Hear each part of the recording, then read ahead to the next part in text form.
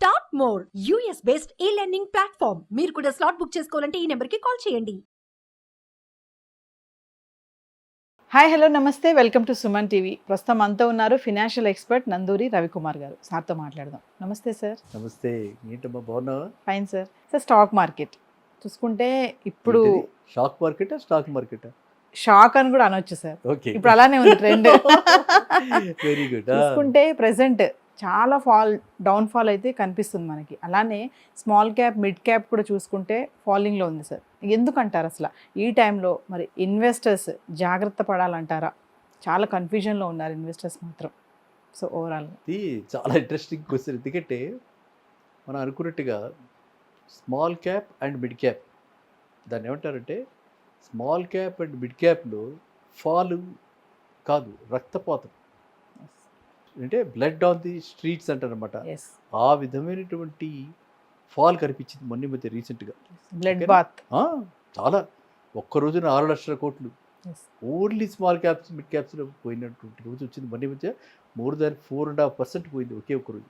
So దీనికి కారణం ఏంటంటే మనం చూస్తే యాక్చువల్గా ఇది ఈ విధంగా పెరగవలసినటువంటి మార్కెట్ కాదు. ఏ వాల్యుయేషన్స్ ఈ రేట్లు ఏవైతే ఉన్నాయో గతంలో ఒకసారి చెప్పుకోవడం జరిగింది, లివరేజ్డ్ మార్కెట్ ఇది. అంటే ఏంటి, మన దగ్గర 100 రూపాయలు ఉంటే 1000 రూపాయలు ఎక్స్పోజర్ తీసుకోవచ్చు. నీ దగ్గర ఉన్నది ఓన్లీ 100 రూపాయలు, కానీ మన మార్కెట్లో తీసుకున్నటువంటి ఇన్వెస్ట్మెంట్ వాల్యూ 1000 రూపాయలు. ఆ విధమైనటువంటి ప్లాట్ఫామ్స్ వచ్చాయి కాబట్టి మార్కెట్లో, అలాంటి వాళ్ళు ఇంటర్మీడియట్స్ వచ్చారు కాబట్టి, అండ్ యూత్, వీళ్ళకి భయం లేదు. యూత్ అలాంటి పనులు చేస్తున్నారు ఎక్కువగా, చేస్తుండొచ్చు. కొంతమంది మాలాంటి పెద్దవాళ్ళు కూడా ఆ పనులు చేస్తుండొచ్చు. కానీ వాళ్ళు మార్జిన్ ఒక ఇచ్చే 25-100 రూపాయలు అంటే 400 చేస్తున్నారు, 4 టైమ్స్ 4 టైమ్స్ చేస్తున్నారు. వీళ్ళు 10 టైమ్స్ చేస్తున్నారు. ఇంకా కొన్ని ప్లాట్ఫామ్స్ వచ్చాయి, నేను విన్నాను, వాళ్ళే పెట్టుబడి పెడతారు. మన దగ్గర పైసా ఉండక్కర్లా, వాళ్ళే పెట్టుబడి పెట్టి కొన్ని స్టాక్స్లో వాళ్ళే ఇన్వెస్ట్ చేస్తారు. ఈ విధమైనటువంటి ఏదైతే దీన్ని ఏంటారు ఇన్వెస్ట్మెంట్ అంటే ఏమిటి, స్టాక్ మార్కెట్ కూడా ఒక kind of limited stocks, demand and supply ఏంటి, ఆ నెంబర్ ఆఫ్ షేర్సే ఉంటాయి. డిమాండ్ కొనుక్కునే వాళ్ళు ఎక్కువ ఉంటారు, అప్పుడు రేట్ ఆటోమేటిక్గా పెరుగుతుంది. సో వీళ్ళు ఏం చేశారు, ఆర్టిఫిషియల్గా డిమాండ్ క్రియేట్ చేశారు. ఈ ఆపరేటర్స్ అంటారు వీళ్ళు, ఈ సోకాల్డ్ ఆపరేటర్స్ ఆర్టిఫిషియల్గా డిమాండ్ క్రియేట్ చేశారు. ఇది మెయిన్ రీజన్. ఆ మెయిన్ రీజన్ను ఇన్నాళ్ల తర్వాత, అంటే ఇది నా ఉద్దేశంలో గత 1 ఇయర్గా జరుగుతూనే ఉంది. ఎన్నో ప్లాట్ఫామ్స్లో ఎన్నోసార్లు చెప్పడం జరిగింది ఈ విషయం. బాబు ఏమిటి, కంపెనీ చూస్తే అక్కడ ఫంక్షన్కి చూస్తే, అక్కడ ప్రాఫిటబిలిటీ చూస్తే, ఎర్నింగ్స్ చూస్తే చాలా తక్కువగా ఉన్నాయి, ప్రైస్ చూస్తే ఇంత ఎక్కువగా ఉంది. ఎందుకు ఇంత పెట్టి ఎందుకు కొనుక్కుంటున్నారు, ఏమిటి, వాట్ ఇస్ ద రీజన్? పోనీ ఈ కంపెనీ ఉన్నటువంటి ఏదైతే ఇండస్ట్రీ ఉందో దానికి ఫ్యూచర్ అంత గొప్పగా ఉందా? దానికి ఎవరు లేరా? మొనోపలి ఎంజాయ్ చేస్తుందా? మొనోపలి ఎంజాయ్ చేస్తున్నప్పుడు వాడు ఎంత రేటు పెట్టినా మనం కొనుక్కుంటాం కదా. ఆ పరిస్థితి లేదు కదా ఇప్పుడు.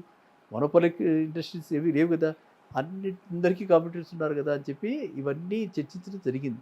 కానీ అది సెబీకి నోటీస్కి వెళ్ళి, సెబీ ఇప్పుడు ఈ ఆపరేటర్స్ మీద, ఎవరైతే సోకాల్డ్ ఆపరేటర్స్ ఉన్నారో వీళ్ళందరి మీద రైడ్ చేయటం జరిగింది. సెబీ ఇప్పుడు ఏం చేసింది, ఇలా 10 టైమ్స్ 20 టైమ్స్ 100 టైమ్స్ కొనుక్కోవడానికి వీలు లేకుండా మార్జిన్స్ ఈ స్టాక్స్ అన్నిటికీ లిస్ట్ చేసి, పర్టికులర్లీ స్మాల్ అండ్ మిడ్ క్యాప్లో అన్ని స్టాక్స్కి కూడా వాళ్ళు ఏం చేశారంటే రిస్ట్రిక్షన్స్ పెట్టారు. ఆ రిస్ట్రిక్షన్స్ తోటి ఇప్పుడు ఏమైపోయింది, మార్జిన్ ఒక 100 రూపాయలు మన దగ్గర ఉంటే ఖచ్చితంగా 200 రూపాయల కంటే ఎక్కువ కొనుక్కోలేవు. ఇదివరకు ఎంత కొన్నాం, 100 ఉంటే 1000, 100 ఉంటే 10,000. ఈ టైప్స్ ఆఫ్ ఆపరేటర్స్ ఉన్న దాన్ని ఇప్పుడు వీళ్ళు తగ్గించేసేసి 100 ఉంటే 400 వరకే తీసుకొచ్చారు. సో అది ఒక మంచి నిర్ణయం అనమాట. లేకపోతే ఏంటంటే కొత్తగా చేరిన వాళ్ళు ఏమి తెలియక అయ్యో అనుకుని, మనం గతంలో చెప్పుకున్నాం, ఈ పక్క ఆ పక్క అడిగి ఎప్పుడు ఎగ్జిట్ అవుతాం అని చెప్పి అడుగుతారు. వాళ్ళని లేదు ఇంకా పెరుగుతుందంటారు, అవి డమాలు. అలా డమాలైపోయి ఇరుక్కుపోయి ఎంతోమంది ఎన్నో రకాలైనటువంటి కష్టాలకి గురవుతున్నారు. సో ఆ విధంగా వీళ్ళు టైమ్లీ కాకపోయినా, నేనైతే టైమ్లీ కాదు, సెబీ తీసుకున్న నిర్ణయం ముందర చేయాల్సిన పని, ఇంతంత పెరిగిపోతున్నప్పుడు ఎప్పుడో చేయాల్సిన పని గాలికి వదిలేసి సడన్గా వీళ్ళు నిద్రలేచి లాస్ట్ 15 డేస్లో ఈ విధంగా వాళ్ళ రిస్ట్రిక్షన్స్ని పెట్టబట్టి మార్కెట్ ఇప్పుడు కొంచెం తగ్గింది. ఇప్పుడు అదే మార్కెట్ని ఇంకా వీళ్ళు టైట్ చేసి, ఏది ఇప్పుడు జరుగుతున్న ఇంకా రకరకాలైనటువంటి మోసాలు ఉన్నాయి. ఏంటది, కొన్ని ప్లాట్ఫామ్స్లో ఒక 1,00,000 మంది చేరతారు. 1,00,000 మందిని ఇవాళ అందరూ ఇదే కొనుక్కోండి అని వాళ్ళు ఎలా అయితే మనకి ఆ మధ్య మీ ఛానల్లో కూడా వచ్చింది, జీ బిజినెస్లు చేశారు, ఇన్ఫ్లుయెన్స్ చేశారని, అదొక టైప్ ఆఫ్ ఫ్రాడ్ ఎలా జరిగిందో అదేవిధంగా ఇప్పుడు ఇంకొక కొత్త టైప్ ఆఫ్ ఫ్రాడ్లో ఏంటంటే ఆ 1,00,000 మందిని 10,00,000 మందిని మీరు తలా ఒక 100 కొనుక్కోండి, తలా ఒక 1000 కొనండి, తలా ఒక 2,000 కొనండి అని చెప్పి ఇన్ఫ్లుయెన్స్ చేసి ఆ ప్రైస్ని అలా రిగ్గింగ్ చేస్తున్నారు. అది అప్పర్ సర్క్యూట్ స్టాక్ కింద పెడుతూ ఉంటుంది. అలా 4 రోజులు వెళ్ళిన తర్వాత అంటే ఎంతైంది, 4 10లో 4 5లో 4 20లో వెళ్ళిన తర్వాత అందరూ అమ్మండి. అంతేనా? ఈ ప్రాసెస్లో మోసపోయే వాళ్ళు ఎవరు? ఆ పైన కొనుక్కుని ఉంటారు, ఇంకా పెరుగుతుందని ఆశగా ఉంటారు. కొంచెం పడగానే ఆహా మనకు అదృష్టం వచ్చిందని కొనుక్కునే వాళ్ళు ఉంటారు.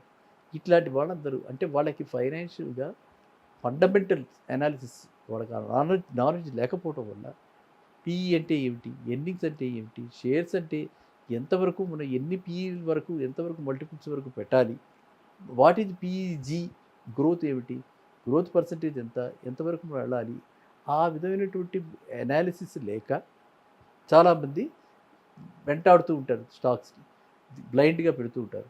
అట్లాంటి వాళ్ళంతా కూడా మోసపోతారు. యంగ్స్టర్స్ ఎవరైనా చిన్న ఏజ్లో మోసపోతే they can't take it, frustration వస్తుంది. అందువల్ల డెఫినెట్గా స్టాక్ మార్కెట్లో ఈ రోజున సెబీ చేసినటువంటిది డెఫినెట్గా అభినందనీయం, హర్షణీయం. కానీ కొంచెం లేట్గా చేశారు, అదొకటే బాధ. కొంతమంది ఆల్రెడీ ఇన్వెస్టర్స్ ఇరుక్కుని ఉన్నారు. సో ఇప్పుడు ఈ ఇరుక్కున్న ఇన్వెస్టర్స్కి ఏంటి చేయాలి అంటే, ఆల్రెడీ ఇన్వెస్ట్ చేసిన వాళ్ళు ఇరుక్కున్నారంటే ఆల్రెడీ ఇన్వెస్ట్ చేసిన వాళ్ళు ఏం చేయాలి కదా, వాళ్ళకు కూడా ఒక మార్గం మనం ఆలోచించాలి కదా. ఆ ఆలోచించాల్సింది ఏంటంటే, ఇప్పుడు మనం దేనిలో పెట్టాం, మనం దేనిలో ఏ స్టాక్లో ఇన్వెస్ట్ చేసామో చూసుకోవాలి ఫస్ట్. ఇప్పుడు సపోజ్ లాస్ట్ టైం మనం ఒక వీడియోలో చెప్పుకున్నాం, ఎస్ బ్యాంక్లో పెట్టండి, పెన్నీ స్టాక్స్. ఎస్ బ్యాంక్ ఇది one of the penny stocks because it is below 50 rupees. So ఇప్పుడు అలాంటి స్టాక్ ఎస్ బ్యాంక్ లాంటి స్టాక్లో పెట్టాం. ఫర్ ఎగ్జాంపుల్ మనం Yes bank I think year high 32 rupees ఎంత ఉంది.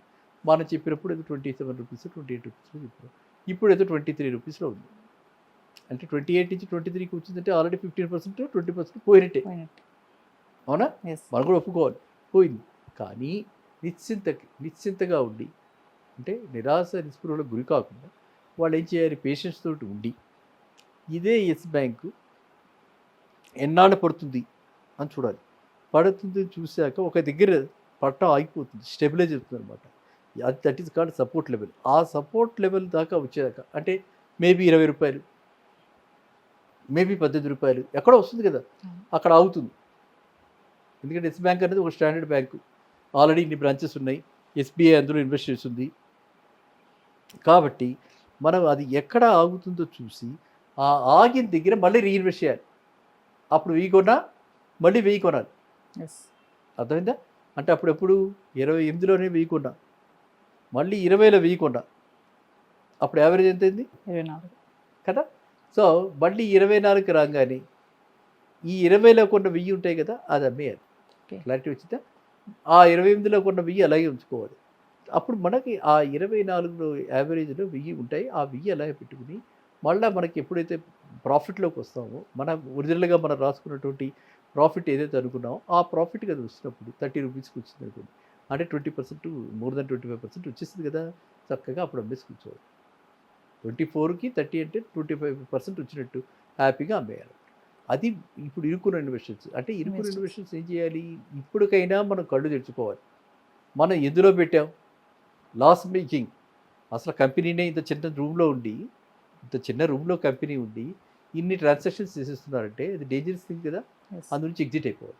అందు గురించి అంటే స్టాప్ లాస్ మెకానిజం పెట్టాలి. అందు గురించి ఇప్పుడు మనం ఏం చేయాలంటే, ఏదైతే ఇండివిజువల్గా కొనుక్కున్నామో ఇండిపెండెంట్గా దాని గురించి అనలైజ్ చేసి మనం ఒక డెసిషన్ తీసుకోవాలి. ఏంటి, స్టాప్ లాస్ పెట్టి ఇక్కడతోటి లాస్ నారాయణ శివశివ రామరామ అనుకోవటం, అక్కడతోటి ఆ లాస్ని వదిలేయాలి, అబ్జర్వ్ చేయటం, అంటే బయటకు వచ్చేసేయటం. లేదు, మనం కొనుక్కున్న స్టాక్ మంచిది, దానికి ఫ్యూచర్ ఉంది, మళ్ళీ వస్తుంది, రివైవ్ అవుతుంది, ఇది ఒక ఇంగ్రీడియంట్ టోటల్గా రోజు తినేటువంటిది మనం అనుకుంటాం కదా. షుగర్ కావాలి, షుగర్ ఇండస్ట్రీ ఉంది, అది కొనుక్కున్నాం మనం. ఆ షుగర్ని మళ్ళీ ధరణి షుగర్, మళ్ళీ బజాజ్ హిందుస్థాన్, మళ్ళీ కొందాం కింద పడ్డాక. అందువల్ల ఏంటంటే ఈ మార్కెట్లో మొన్న రన్అప్లో చాలా మటుకు నాన్ ఎగ్జిస్టెంట్, నాన్ పర్ఫార్మింగ్, అర్థమైందా, ఫిక్టిషియస్గా రేట్లు పెరిగాయి.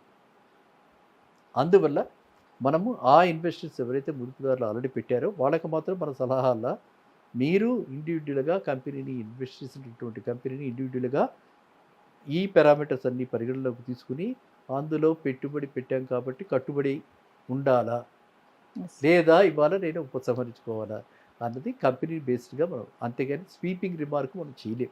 ఆ కంపెనీ ఉందా లేదా, మనం పెట్టాం, ఐడియాలో పెట్టాం, వోడాఫోన్లో పెట్టాం, ఉంది కంపెనీ, ఓకే ఫైన్, మళ్ళీ 20 అవుతుంది, ఓకే ఫైన్ అన్నప్పుడు మనం కొంతకాలం పేషెంట్గా ఆగి చూసి ఆ ప్రైస్ మూమెంట్ అలా చూసి ఎక్కడైతే దానికి సపోర్ట్ లెవెల్ స్టెబిలైజ్ అయింది, 3 రోజులు ఏమి పడకుండా అట్లాగే ఉంది, 4వ రోజు దానికి మళ్ళీ గ్రోత్ వస్తుంది, పైకి వెళ్తుంది.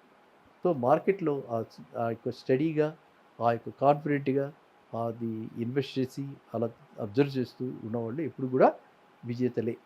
కాబట్టి వాళ్ళు ఎప్పుడు కూడా నిశ్చింతగా ఉండొచ్చు. సో ఇది ఇప్పుడు ఏదైతే పడిందో అది మాత్రం ఒక రకంగా దురదృష్టకరం. చాలా చిన్నవాళ్ళు మాత్రం చాలా ఇబ్బందులకి ఆందోళనకి గురయ్యారు. అండ్ ఎవరైతే నాలెడ్జ్ లేకుండా ఇన్వెస్ట్ చేశారో, హ్యూజ్ అమౌంట్స్ ఇన్వెస్ట్ చేసి 3 నెలల్లో మనకి 100% జంప్ వస్తుంది అనుకుని ఇలా దురాశగా వెళ్ళారు, వాళ్ళందరూ పాపం ఇవాళ చాలా దుఃఖాల పాలయ్యారు.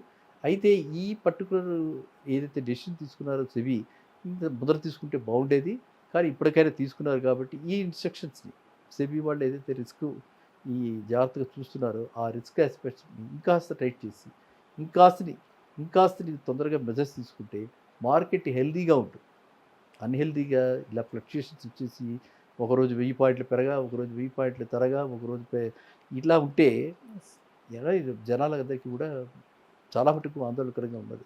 అందుకే I was happy when I saw a smile on your face. అది thank you sir. Thank you. Suman టీవీలో మీ పర్సనల్ అండ్ బిజినెస్ ప్రమోషన్స్ కోసం కింది నెంబర్కి కాంటాక్ట్ చేయండి.